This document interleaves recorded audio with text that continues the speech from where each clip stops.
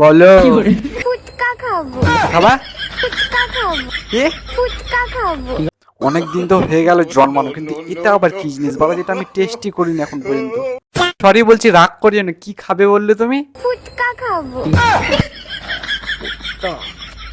ও no, এটা তো আমার ডিকশনারিতেই নাই, আমি খাওয়াবো কোথ দিয়ে? প্লিজ একবার আর যদি বলো, আমি বুঝতে পারলাম না ঠিক করে।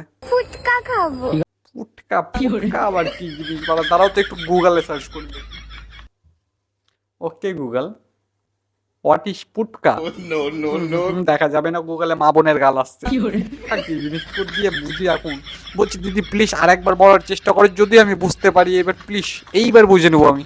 ফুচকা খাবো। আচ্ছা ফুচকা, তা ভালো করে বলো না। তা বয়স তো কম হয়নি তোমারও, ঠিক টাইমে যদি বিয়ে করতে তোমার এতদিনে 4-5টা বাচ্চা থাকতো। ওরকম ফুটকা ফুটকা করার কাছে ভালো করে বল যে ফুচকা খাবো, ফুচকা ফুচকা করছে তখন।